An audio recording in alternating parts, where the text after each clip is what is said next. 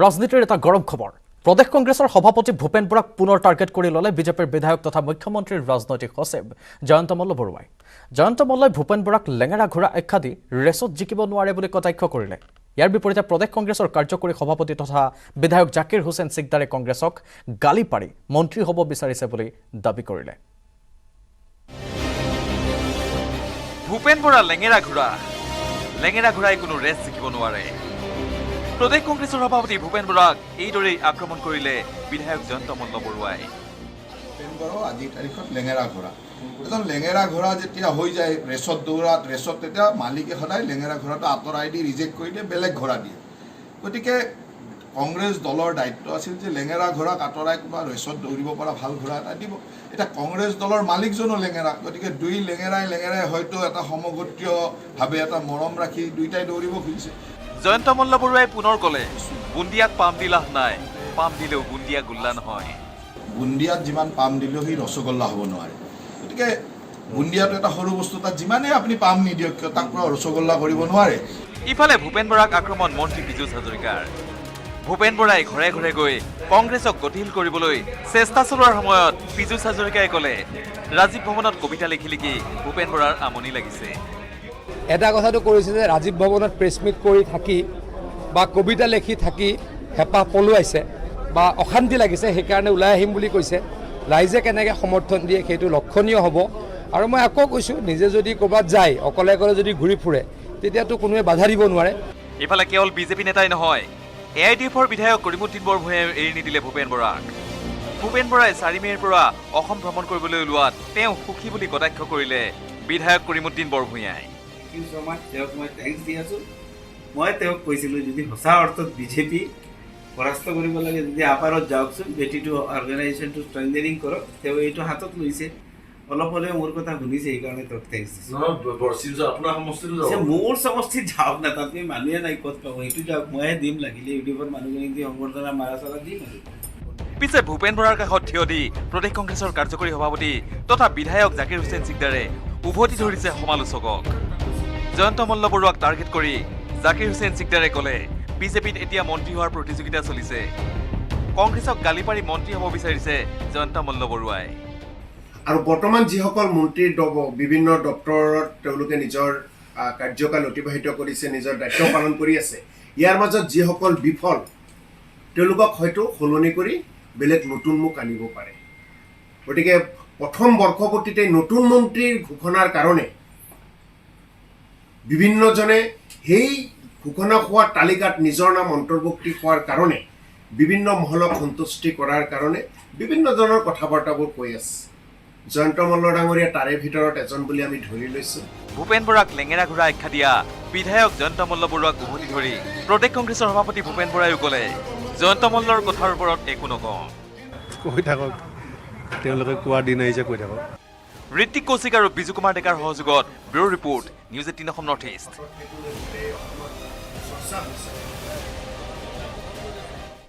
drugs বিৰোধী অভিযানৰ সময়তে এইবাৰ গুলীবিদ্ধ হ'ল ড্ৰাগছৰ সৈতে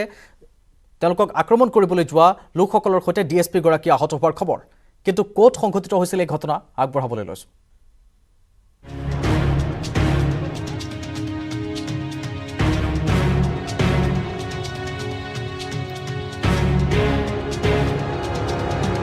গোৱালপাৰাত পুনৰ গুলীচালনাৰ ঘটনা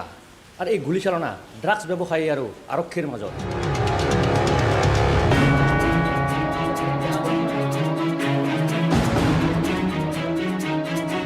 আৰু এই গুলীচালনাত এজন ড্ৰাগছ ব্যৱসায়ী আহত হোৱাৰ লগতে যি ডিএছপি অনুৰাগ শৰ্মা গুৰুতৰভাৱে আহত হয় আৰু এই ডিএছপি অনুৰাগ শৰ্মাক উন্নত চিকিৎসাৰ বাবে গুৱাহাটী GMCলৈ প্ৰেৰণ কৰিছে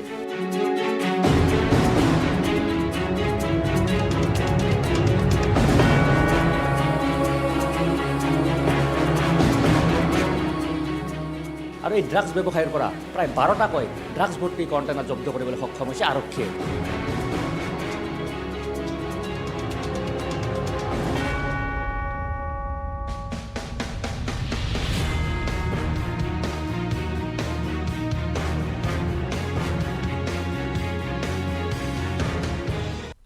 প্ৰধানমন্ত্ৰীৰ অসম ভ্ৰমণৰ পিছতে এইবাৰ ৰাজ্যত গামোচা বিতৰ্ক অসমত 7খনকৈ কেন্সাৰ কেয়াৰ হাস্পতাল মুকলি কৰাৰ সময়ত প্ৰধানমন্ত্ৰীক প্ৰদান কৰা হৈছিল মুগাৰ গামোচা সেই সময়ত একেখন মঞ্চতে বিশিষ্ট উদ্যোগপতি ৰতন টাটাক মুগাৰ গামোচাৰ পৰিৱৰ্তে প্ৰদান কৰা হৈছিল অন্য গামোচা যাক লৈ সোশ্যাল মিডিয়াত আৰম্ভ হৈছে তীব্ৰ প্ৰতিক্ৰিয়াৰ ইপিনে এই বিতৰ্কক লৈ স্পষ্টীকৰণ দিছে জয়ন্ত মল্ল বৰুৱাই আকৌ গামোচা বিতৰ্ক বৃহস্পতিবাৰে ইতিহাস সৃষ্টি কৰি ৰাজ্যত মুকলি হ'ল 7খন কৰ্কট হাস্পতাল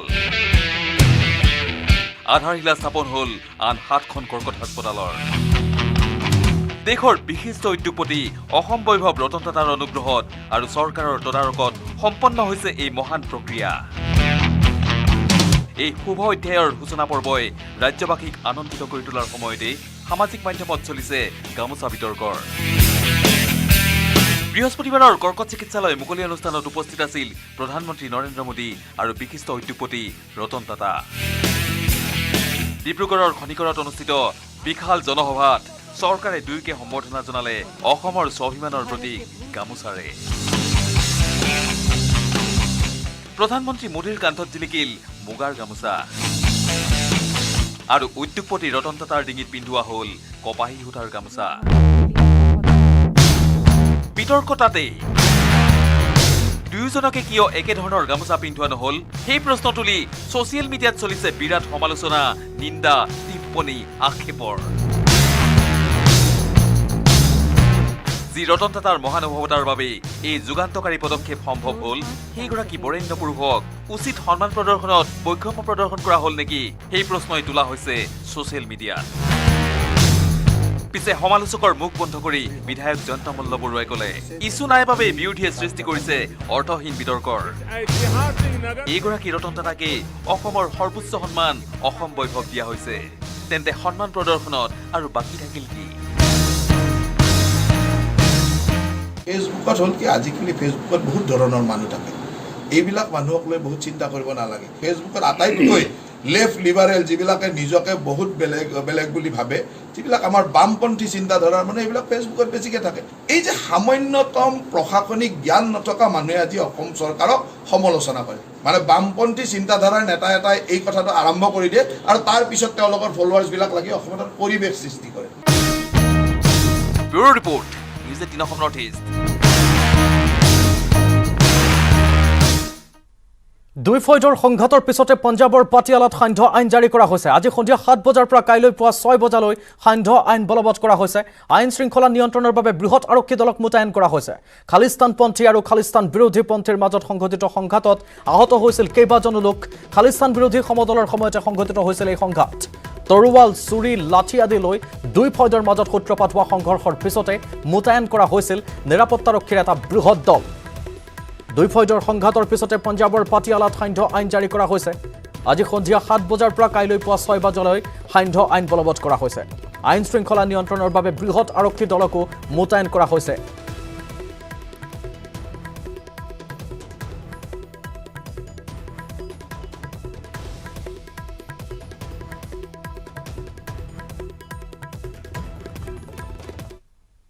আনুষ্ঠানিকভাৱে দায়িত্ব গ্ৰহণ নকৰাকৈ কামে কাজে লাগিছে গুৱাহাটী পৌৰ নিগমৰ নিৰ্বাচনত জয় হোৱা পাৰিষদ দলীয় নীতি আৰু মুখ্যমন্ত্ৰীৰ আহ্বানক সঁহাৰি জনাই নিগম গঠনৰ পূৰ্বে নিজৰ নিজৰ ৱাৰ্ডৰ সমস্যাৰ বুজ লৈ কাম আৰম্ভ কৰিছে ইতিমধ্যে কেইবাগৰাকীও পাৰিষদে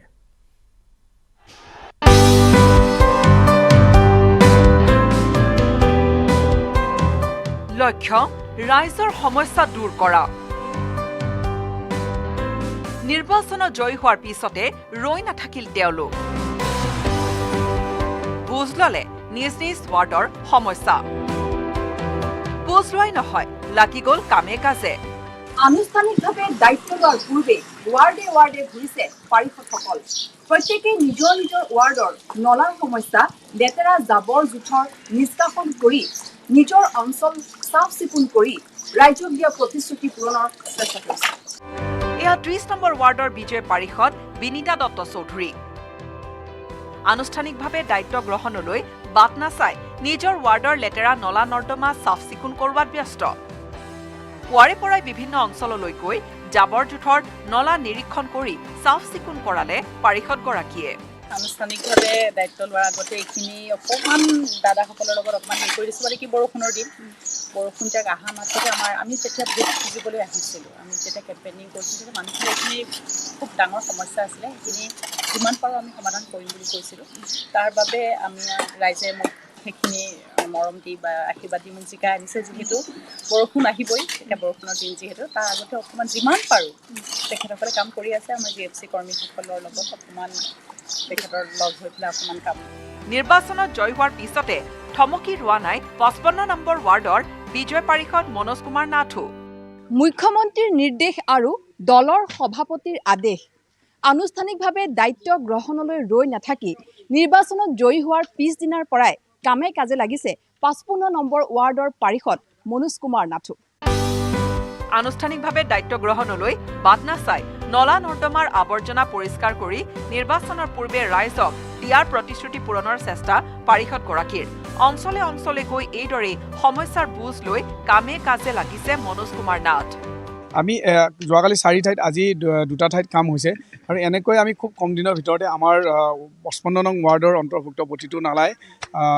যথাসাধ্যে আমি চাফ কৰিবলৈ সক্ষম হ'ম আমি এটা সংকল্প লৈছোঁ মই আৰু মোৰ সতীৰ্থসকলে এটা সংকল্প লৈছোঁ যিহেতু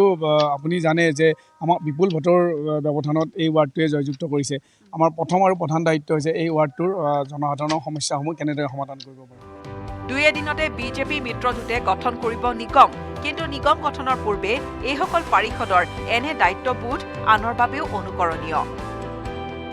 মৌচুমী শৰ্মা বৰুৱাৰ report news 18 Assam north east স্বাগতম ছুপাৰ প্ৰাইম 18ৰ শেষ অংশলৈ বাছ চালকৰ দৌৰাত্মৰ বাবে এটা দুৰ্ঘটনা সংঘটিত হৈছে পথৰ কাষৰ খাৱৈত লুটি খাই পৰিল যাত্ৰীবাহী এখন বাছ দুৰ্ঘটনাত আহত 7 গৰাকী যাত্ৰী ওদালগুৰিৰ তোতলাপাৰাত সংঘটিত হৈছে এই দুৰ্ঘটনাটো ফহিয়াই চাওঁ আহক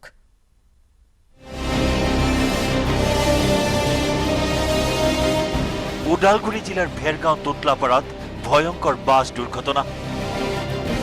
চালকৰ অটপালিত দ খাৱৈত বাগৰি পৰিল এখন চলন্ত বাছ শুকুৰবাৰে পুৱাৰ ভাগত ওদালগুৰি জিলাৰ ডিমাকুচি চহৰৰ পৰা সালমা নামৰ এই বাছখনে যাত্ৰীসহ ডিমাকুচি ভেৰগাঁও পথেৰে আহি থকা অৱস্থাত ভেৰগাঁও তোতলাপাৰাত নিয়ন্ত্ৰণ হেৰুৱাই দ খাৱৈত বাগৰি পৰে এই ভয়ংকৰ দুৰ্ঘটনাত 7 গৰাকী যাত্ৰী গুৰুতৰভাৱে আহত হয় আৰু ইয়াৰে এগৰাকীৰ অৱস্থা সংকটজনক যাত্ৰীসকলৰ অভিযোগ চালকজনৰ অটপালিৰ বাবেই দুৰ্ঘটনাত পতিত হ'ল বাছখন কিয়নো চালকে এহাতেৰে ফোন চাই এহাতেৰে গাড়ী চলোৱাৰ বাবেই এই দুৰ্ঘটনাত পতিত হয় বাছখন ৰাস্তাটো পুৰা খালী আছিল সেই ড্ৰাইভাৰজনে যোনে চলাইছিল এই মানে মোবাইলত এটা সাইডত মোবাইল লৈ ফালে কথা পাতিছিনা টিপি আছিল এইটো গম নাপাওঁ এটা সাইডত মানে মোবাইল আছিল তাৰপিছত এটা হাতেদি ষ্টিয়াৰিংটো চলাই আছিল এই সময়তে মানে কি এনেকুৱা চলালে এই পৰি গ'ল মানে স্পীডত আছিল গাড়ীটো 40-50 এমানৰ স্পীড নাছিল 40-50 স্পীডত আছিল তদন্ত কৰি আমি কি কৰিব পাৰোঁ কেনেকৈ গাড়ী চলাইছিল কি কৰিছিল ইতিমধ্যে ঘটনাস্থলীত আৰক্ষী উপস্থিত হৈ আহত যাত্ৰীসকলক হাস্পতাললৈ প্ৰেৰণ কৰে ইফালে দুৰ্ঘটনা সংঘটিত কৰিয়েই পলায়ন কৰে বাছ চালক আৰু হেণ্ডিমেনে আইন উলংঘা কৰি বাহন চলোৱাৰ সময়ত মোবাইল ফোন ব্যৱহাৰ কৰাৰ বাবেই সংঘটিত হ'ল এই ভয়ানক দুৰ্ঘটনা ওদালগুৰিৰ পৰা ৰিপুঞ্জয় নাথৰ report news 18 Assam north east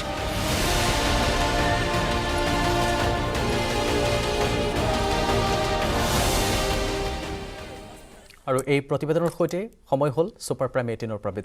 বিদায় লৈছোঁ মই কৃপাঞ্চলে নমস্কাৰ